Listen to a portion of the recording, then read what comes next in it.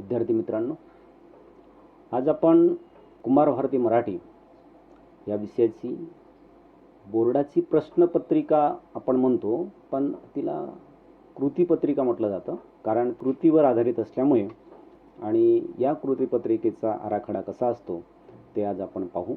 कृतीपत्रिकेचा आराखडा जर आपल्याला माहीत असला तर आपल्याला अभ्यास कसा करायचा हे थोडंसं लक्षात येईल. म्हणून मी सुरुवातीला तुम्हाला तो आराखडा कसा असतो, कृतीपत्रिका कशी असते याच्याविषयी सांगतो आहे. त्या पुस्तकामध्ये जे घटकनिहाय गुणविभागणी जी आहे, त्या पुस्तकाची घटकनिहाय गुणविभागणी कशी केली आहे ते आपण पाहू. त्या पुस्तकामध्ये गद्यपाठ, गद्य म्हणजे धडे, हे जेवढे काही धडे आहे त्या धड्यांवर एकूण त्या कृतीपत्रिकेमध्ये 18 गुणांचे प्रश्न विचारले जातील. दुसरं जे कविता, पद्य म्हणजे काय, कविता, या कवितेवर 16 गुण विचारले जातील. आणि स्थूल वाचन, प्रत्येक विभागामध्ये एक स्थूल वाचन दिले, असे 4 विभाग, 4 विभागामध्ये 4 स्थूल वाचन आहे, त्या 4 स्थूल वाचनावर 6 गुण दिलेले आहे. आणि भाषाभ्यास म्हणजे व्याकरण, व्याकरणावर आधारित जे काही प्रश्न विचारले जातील ते 16 मार्काचे. आणि उपयोजित लेखन, उपयोजित लेखन म्हणजे काय की निबंध, पत्र, कथालेखन, बातमीलेखन, हे जे काही लेखन आहे याच्यावर 24 गुण, असे एकूण 80 गुणाची तुमची कृतीपत्रिका राहणार आहे. त्याच्यानुसार आपण आता समोर कशा प्रकारचे प्रश्न विचारले जातील ते पाहू. त्या कृतीपत्रिकेमध्ये विभाग 1 असतो. हा विभाग 1 गद्यावर आधारित असतो, म्हणजे पाठांवर जे काही प्रश्न विचारले जातात या विभाग 1 मध्ये विचारले जातात. आणि याच्यावर आपण पाहिलंच की एकूण गुण किती असतात, 18. तर याच्यामध्ये प्रश्न 1, विभाग 1 मधला, म्हणजे त्याच्यामध्ये प्रश्न 1 असतो, त्याच्यामध्ये अ, आ आणि ई असे 3 त्याचे विभाग आहे. अ आणि आ मध्ये पठित उतारा दिलेला असतो. पठित उतारा म्हणजे काय, की आपल्या पुस्तकामधल्या धड्यांमधले उतारे हे दिलेले असतात. असे 2 धड्यामधले 2 उतारे, या उतार्यांवर जे प्रश्न विचारले जातात, आकलन कृतीचे 2 प्रश्न 2-2 गुणाचे आणि एक स्वमत विचारलं जातं. असे एकूण एका उतार्यावर 7 गुण तुम्हाला दिलेले असतात.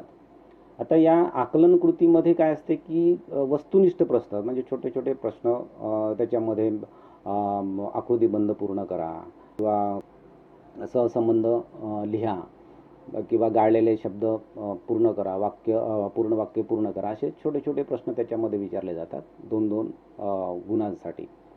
आणि तिसरा जो प्रश्न असतो स्वमताचा, याच्यावर 3 गुण दिलेले आहे. तर हा जो प्रश्न आहे, हा प्रश्न सोडवताना तो जो उतारा तुम्हाला दिलेला असतो त्या उतार्यावर आधारित हा प्रश्न दिलेला असतो. त्याच्यामुळे उतारा जर तुम्हाला चांगला समजला असेल तर त्या प्रश्नाचं उत्तर तुम्हाला चांगल्या प्रकारे लिहिता येईल. आणि वास्तविक पाहता हे स्वमताचा प्रश्न लिहिताना तो जो उतारा कोणत्या धड्यातला ते जर आपल्या लक्षात आलं, तर त्या धड्याचा आशय जर आपल्या लक्षात आला, तर या स्वमताचा जो प्रश्न आहे याचं उत्तर आपण सहज लिहू शकतो. त्याच्यामुळे धड्याचं वाचन करणं आवश्यक आहे, किंवा म्हणजे याच्याकरता की जो काही उतारा आपल्याला विचारला जाईल, उतार्यामध्ये तो तुम्हाला धड्याचं नाव दिलेलं राहणार नाही. आणि त्याच्यामुळे तो उतारा कोणत्या धड्यातला हे जर लक्षात आलं तर तुम्हाला हा स्वमताचा प्रश्न आरामशीर तुम्हाला लिहिता येईल. आणि हा लिहित असताना तुम्ही आपले विचार, आपलं मत तुम्हाला मांडायचं आहे. ते मत तुमचं सकारात्मक पण राहू शकते किंवा नकारात्मक, त्या मताशी तुम्ही सहमत पण होऊ शकता किंवा नसू शकता.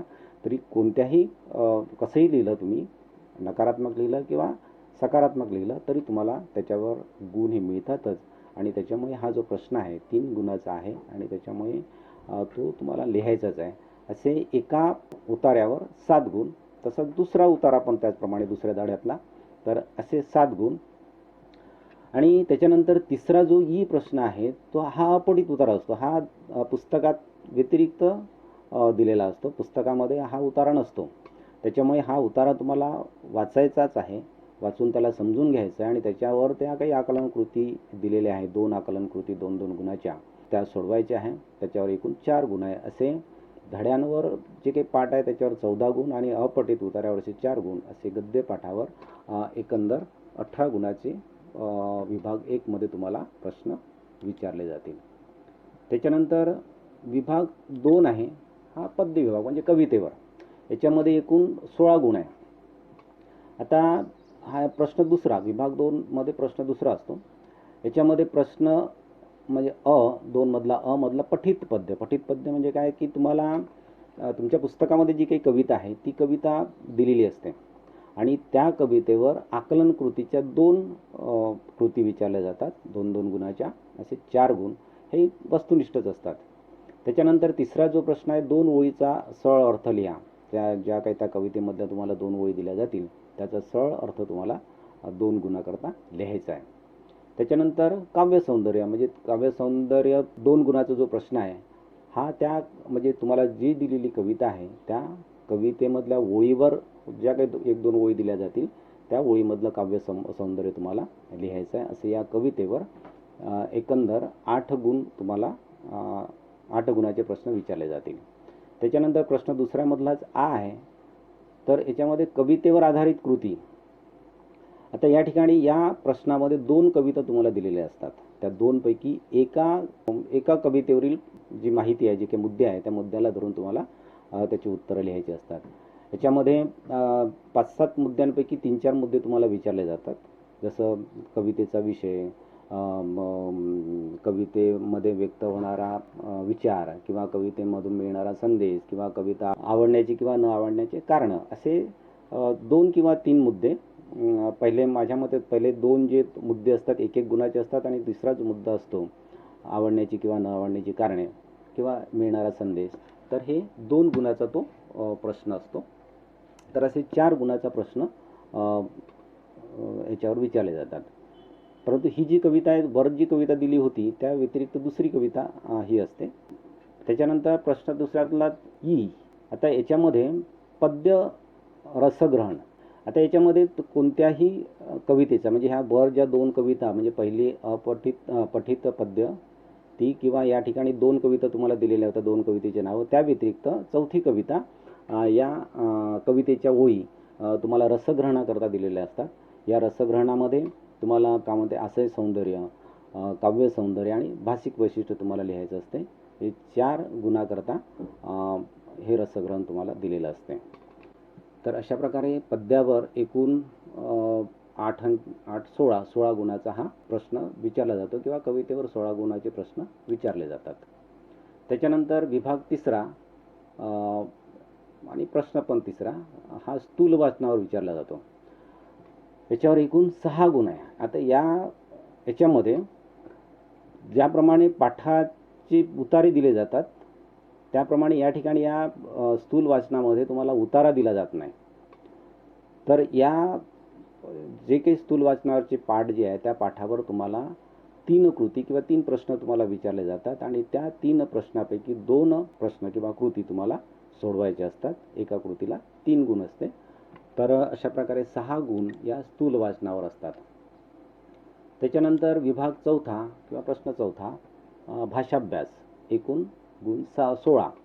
आता यामध्ये प्रश्न 4मधला हा व्याकरण घटकावर आधारित असतो आणि याला गुण असतात 8. याच्यामध्ये हे जे याच्यावर जे प्रश्न व्याकरणावर विचारले जातात याच्यामध्ये समास, शब्दसिद्धी आणि वाक्प्रचार असते. समासामध्ये द्विगु, कर्मधारय आणि द्वंद्व या 3 समासावर तुम्हाला म्हणजे शब्द विचारले जातील आणि द्वंद्व समासामध्ये त्याचे 3 प्रकार आहे, वैकल्पिक, समार आणि इतरेतर. हे आपण नंतर पाहणारच आहोत. याच्यावर 2 गुणाचे प्रश्न विचारले जातात किंवा जातील. त्याच्यानंतर दुसरा शब्दसिद्धी. शब्दसिद्धी हा घटकसुद्धा आपण नंतर पाहणार आहोत. याच्यामध्ये जे काही सिद्ध शब्द आणि साधित शब्द आहे, तर सिद्ध शब्द म्हणजे काय, तत्सम, तद्भव, देशी आणि परभाषीय हा घटक. हा सिद्ध शब्द तुम्हाला नाही. तर साधित शब्दामध्ये जे काही प्रत्यय घटित, उपसर्ग घटित आणि अभ्यस्त हे हा जो प्रकार आहे याच्यावर तुम्हाला 2 गुणाचे प्रश्न विचारले जातील. त्याच्यानंतर तिसरा जो आहे तो वाक्प्रचार. हे वाक्प्रचार पाठामधलेच असतात. पाठामधले जे काही वाक्प्रचार आहे त्याच्यामधलेच विचारले जातात. आता असे 4 तुम्हाला वाक्प्रचार दिलेले जातील. 4 वाक्प्रचारापैकी 2 तुम्हाला सोडवायचे आणि त्याच्यावर गुण आहे 4.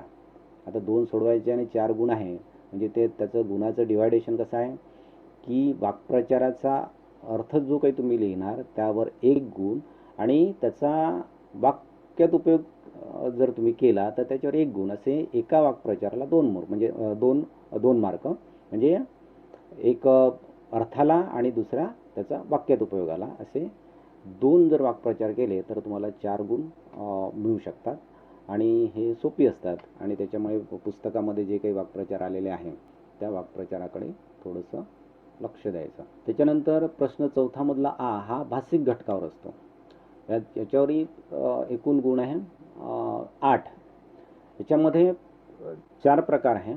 आता शब्दसंपत्ती, आता ही जी शब्दसंपत्तीमध्ये समानार्थी शब्द, विरुद्धार्थी शब्द, वचन बदला किंवा ओळखा, शब्दसमूहासाठी एक शब्द, शब्दातील अक्षरापासून अर्थपूर्ण शब्द बनवणे, या 4-5 जे काही घटक आहे या घटकापैकी 4 घटकावर 1-1 गुणाच्या 4 कृती तुम्हाला विचारल्या जातील आणि त्यावर गुण असेल किती?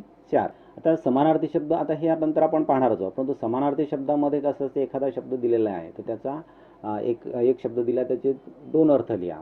म्हणजे समजा रात्र म्हटलं तर रजनी किंवा निशा, यामिनी, असं तुम्हाला त्या ठिकाणी लिहावं लागेल. किंवा एखादा शब्द दिला त्याचा समानार्थी शब्द लिहावा लागेल. दुसरा जो आहे विरुद्धार्थी शब्द दिला असेल त्याचा विरुद्ध अर्थाचा शब्द तुम्हाला लिहायचा आहे.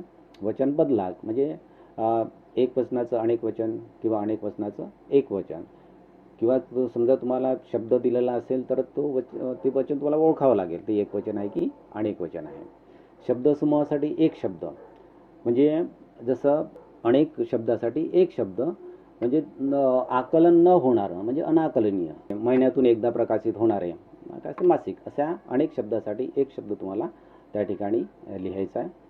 आणि शब्दातील अक्षरापासून अर्थपूर्ण शब्द बनवणे, म्हणजे एखादा शब्द तुम्हाला दिलेला आहे अनेक अक्षरी, त्यापासून त्या शब्दातल्या अक्षराचाच वापर करून तुम्हाला दुसरे शब्द बनवायचे. जसं विनायक आहे तर त्याच्यामधले नायक जर घेतला तर एक शब्द तयार झाला, किंवा नाक हा दुसरा शब्द तयार झाला. तर अशा प्रकारे त्या शब्दापासूनच त्या शब्दातल्या अक्षरापासूनच तुम्हाला वेगवेगळे 2 किंवा 3 शब्द तुम्हाला बनवायला सांगतील तर ते बनवायचे आहे.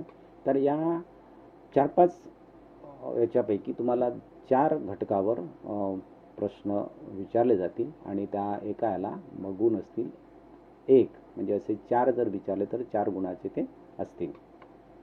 त्याच्यानंतर लेखन नियमानुसार लेखन.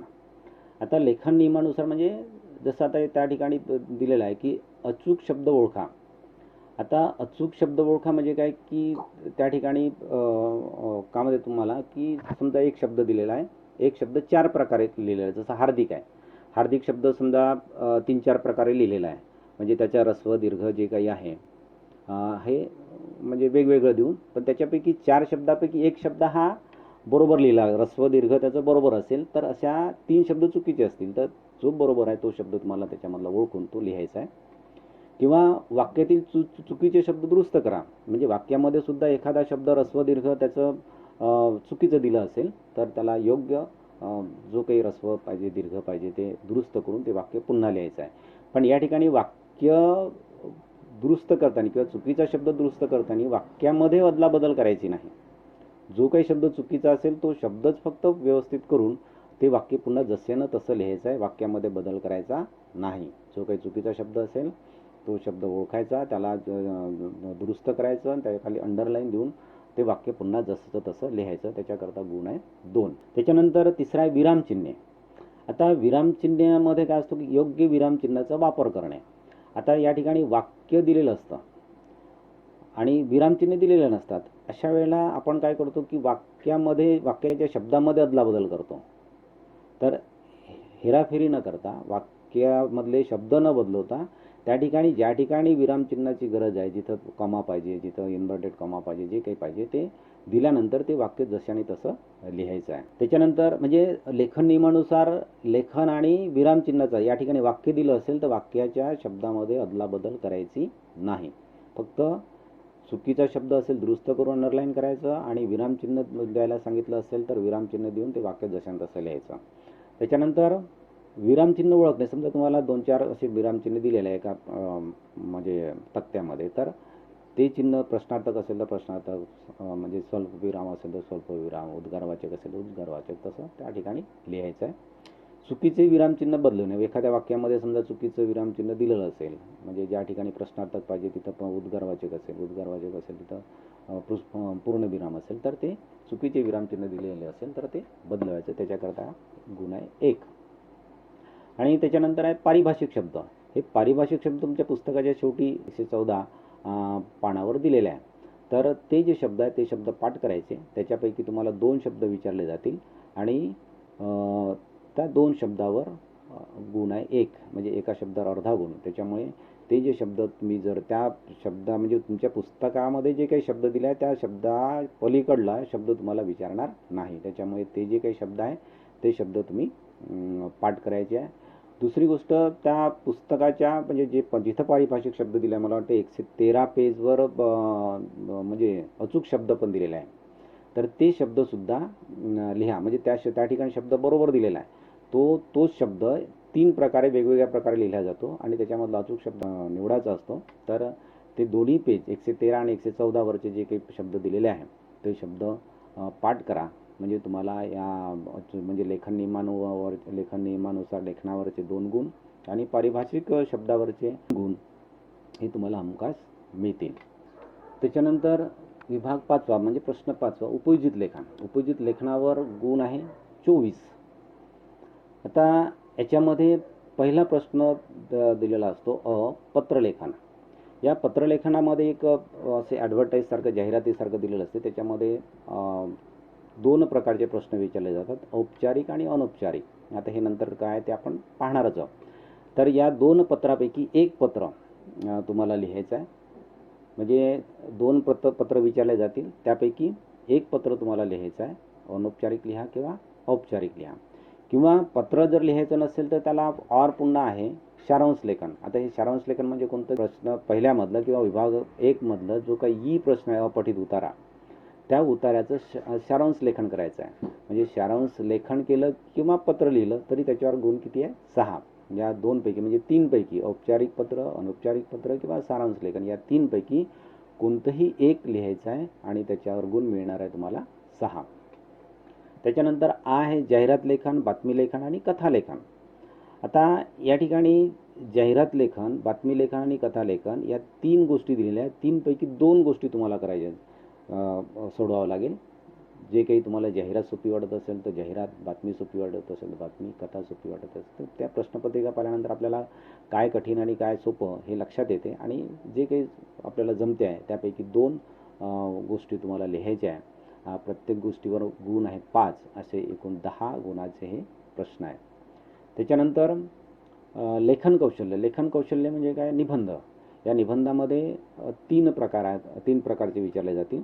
एक आहे प्रसंग लेखन, म्हणजे एखाद्या प्रसंगाचं चित्र दिलं जाईल, त्यावर आधारित त्याचा आधार घेऊन तुम्हाला निबंध लिहावा लागेल.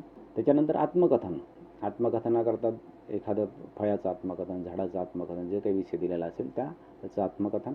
आणि तिसरा जो प्रकार आहे वैचारिक. एखादा विषय दिला राहील, त्या विषयावर आधारित तुम्हाला निबंध तयार करावा लागेल.